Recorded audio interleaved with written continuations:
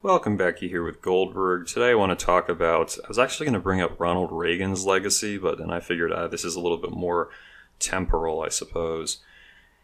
And so we have to look at this question of your enslavement and the reason why you're probably going to remain a slave. There is, of course, a real social dynamic to it. Someone should page Todd Virgin for help. No, I'm just kidding. And then there's the financial aspect. And people go, no, Martin, you can only focus on one subject because everyone has to just have their own little specialization. You can go screw yourself, to be perfectly honest. I do that with love, right? Like from Russia. That is the telltale sign. When someone talks about how, I only read, vampire fiction or whatever it might be, or I only do the gym. It's a great indication of the fact that they are a perfect drone, pinion, bolt, or nut, although they don't have many of the latter, for the system. They don't tend to question anything. They just get plugged into their Netflix and they begin not to chill, but actually to melt cerebrally. I believe that you should not go by how society perceives you and decides this is how you have to be. Otherwise, I would have ended up dating a bunch of land whales as opposed to attractive women. I wouldn't have written books if I had that mentality. I think that you have to always say, what do you want, as opposed to what does society decide? And in that sense, we can look at how the social sphere keeps a lot of people plugged in. So, about a year ago, people were telling me, hey, you should make Instagram. It's good for networking and you can, all that dynamic stuff, meeting people. So I created one. I put up some different posts. I didn't take it too seriously. But in the mix of being on Instagram, I saw this page of this chick, Yasmin Delina, who I think is attractive. She's kind of like the ideal admixture for a woman, as far as I'm concerned. Now, maybe she's plastic, maybe she's got implants. I'm not into that sort of thing, but I'm just saying, if she is real, it's pretty decent. It's kind of like, that's no moon, that's a Dominican booty. Okay. Well, most of her content, as you might imagine, it's her in yoga pants, sitting on a counter or doing squats on a video, that sort of thing, right? All right, we know that exists. But what I found is that after I followed her, sort of like you get those ads about car insurance that magically include your hometown, all these pages were popping up of these chicks, same thing, yoga pants, doing squats, their fitness channel so-called, and you're going, again, it's a nice drug. A lot of the dudes who follow these channels probably aren't going to date those women or anything comparable. But it keeps them thinking, oh yeah, it's okay, oh yeah, I'll be able to find a woman one day. I can now, for the time being, I'll take all my love and all my emotion and I'll apply it in praise to this particular figure, right? And they've got hundreds of thousands, if not millions of followers. And, okay, just to be perfectly clear, it's sort of like pornography in a way.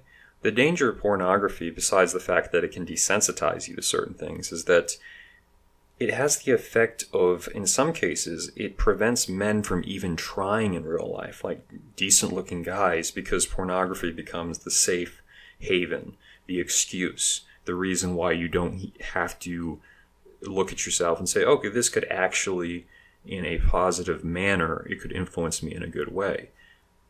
And now, to be clear with these pages, I know that there are some instances where I think dudes do it.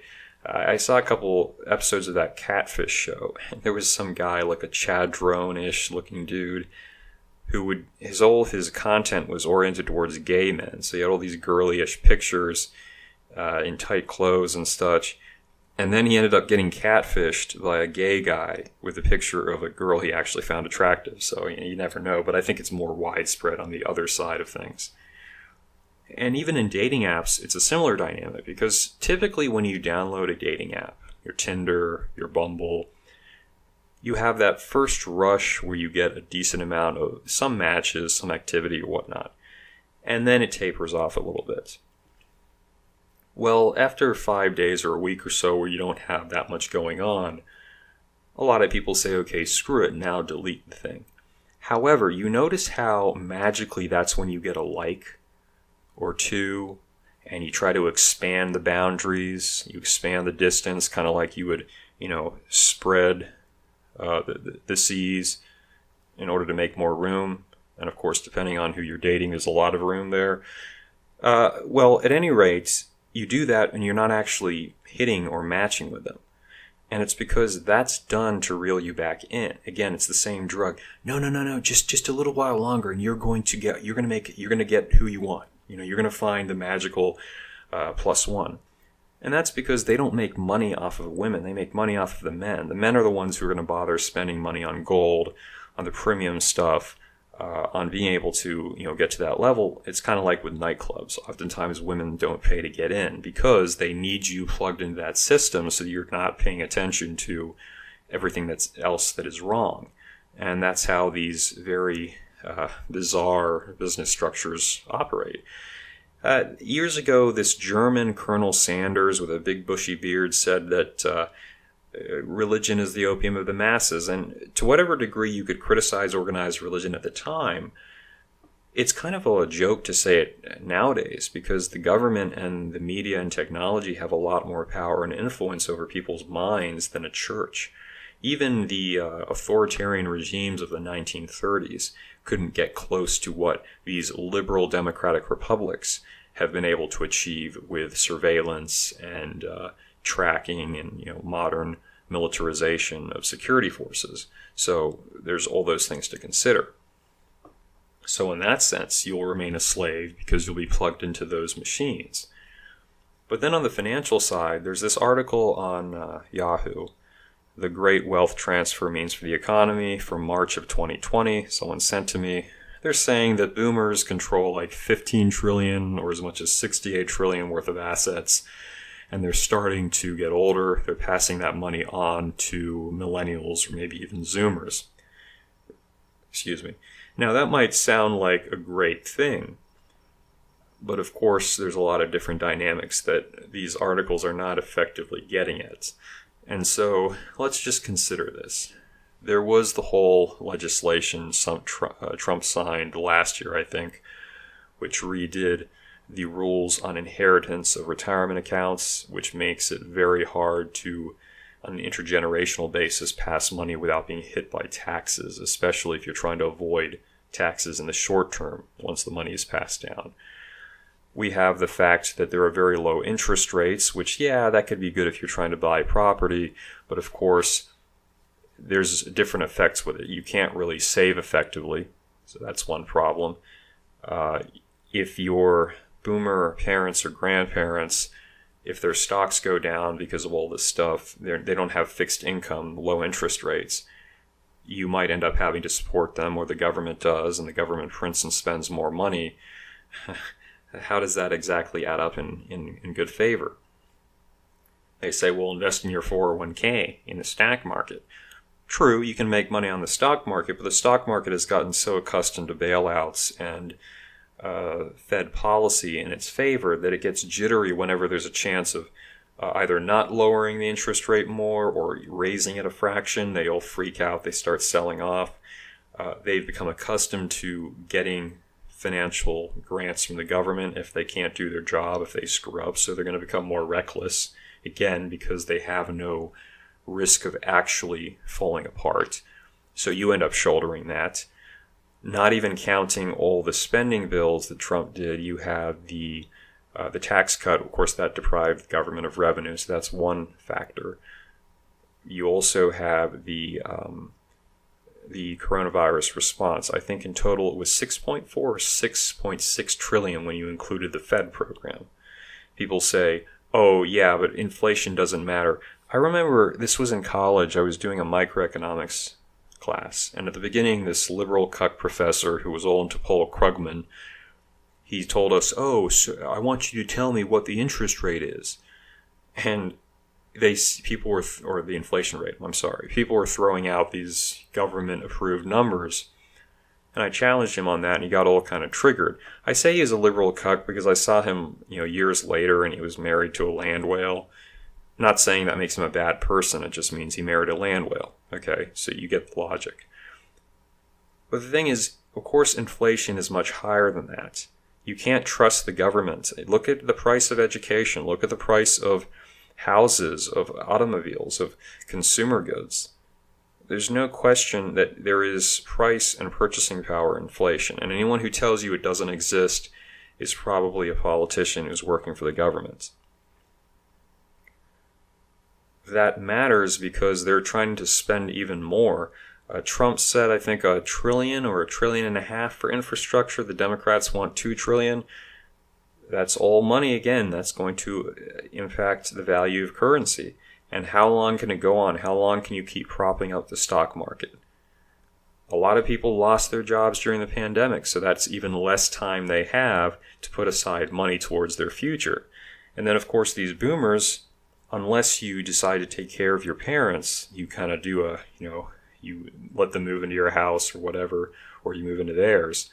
If you're not willing to do that and they go to an assisted living home, those things are ridiculous. You're talking about like $9,000 a month, if not more, and oftentimes they try to get you to sign over the assets of the parents. You got to be careful with that because then you will end up losing your inheritance to a retirement home. It's a massive scheme. And there's been a lot of lawsuits over that, but of course the law tends to be on their side. So these aspects, they all come together, right? You very likely will be working a lot of your life just trying to get by. And if the government comes in and says, okay, there's this wealth transfer, we're just going to tax it higher because we're running out of money, we can only print so much, you're going to get screwed there. You know that, of course, the boomers, the senior class, is not going to vote for entitlement reform anytime soon, so there's that. You have the state and local run pensions, which are on the verge of collapse. They said the same thing about the Postal Service, although I've heard that's also not true. It depends how you weigh things there. You have the possibility of war, if not between us and China, then China and India, which could disrupt and send the markets down for a long period of time. You have an encroaching government into the cryptocurrency space, and of course a lot of cryptocurrencies that are scams. Some of them are more legitimate, others are just essentially sheer speculation. And you never know if the government's going to try to come after gold and silver. That'll be the interesting dynamic to witness. The point is, if you're not very good at managing your money and putting it into assets that work, and of course delimiting your own costs, trying to avoid throwing out your inheritance and even your own income to take care of your parents, which hopefully you're going to take care of your parents in some sense, you could very well end up, if not on the social side where you're a drone, you can end up on the financial side, a debt slave. A lot of you might already be if you've gone to college because you wanted an art history degree, which I'm not attacking art history, just saying you could be in a lot of debt. So your choices matter. And the way that you think about the world, the way that how you spend your time also matters. Someone said to me the other day, they're like, Dr. Goldberg, why don't you run for president? I think I would be unelectable. And the reason is that most folks, let's be real, you probably don't read for pleasure. I just put my foot in my mouth because now you're all going to start waving your copies of 50 Shades. But most people don't read history and economics and finance because they want to.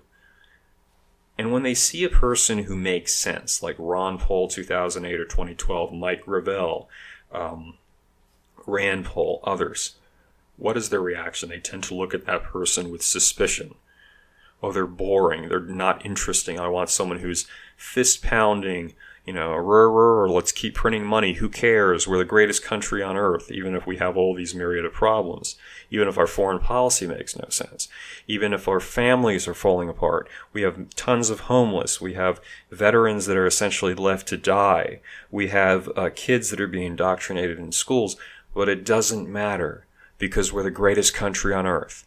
That is really a question of how much of a slave you happen to be. If you listen to someone like Trump, not saying I oppose everything, but Trump is a guy who got elected he doesn't have a moral code. He's a liar, like a lot of other politicians are. But he does the parade and he talks about America's not going to be socialist. We're the greatest country on earth. We worship God. And there are people who believe that. Even with everything else going on, they believe that.